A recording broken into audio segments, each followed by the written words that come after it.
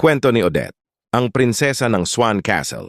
Sa malayong bahagi ng Monyan Empire, matatagpuan ang Swan Castle, isang napakagandang palasyo na tila kinuha mula sa isang alamat.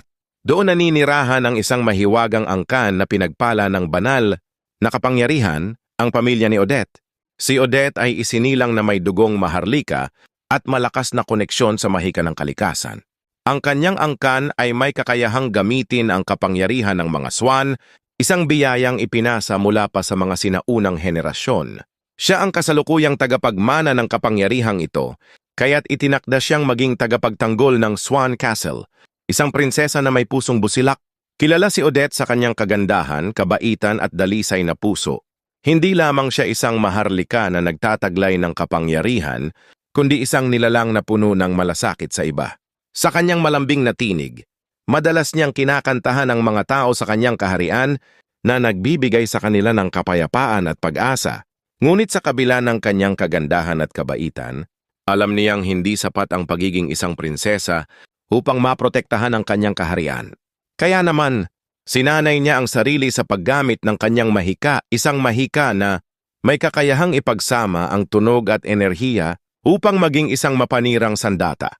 Ang pagdating ni Lancelot, isang araw, isang sugatang mandirigma ang natagpuan, malapit sa Swan Lake. Siya ay walang iba kundi si Lancelot, ang ipinagmamalaking eskrimador ng Baroque family.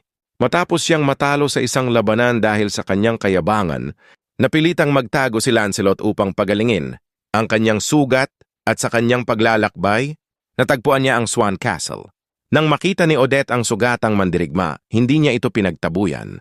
Bagkus pinagaling niya ito gamit ang kanyang mahika, ipinakita ang kanyang tunay na kabutihan.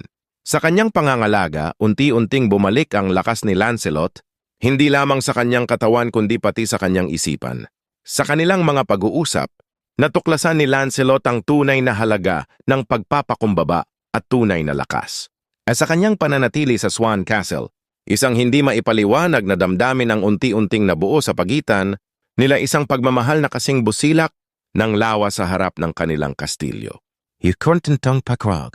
Bagaman mula sila sa magkaibang mundo, si Lancelot, isang mandirigma, and si Odette, isang prinsesa, hindi nila napigilan ang kanilang damdamin. Sa ilalim ng liwanag ng buwan sa tabi ng Swan Lake, nangako sila ng tapat na pagmamahal sa isa't isa. Ngunit alam nilang hindi magiging madali ang kanilang kwento.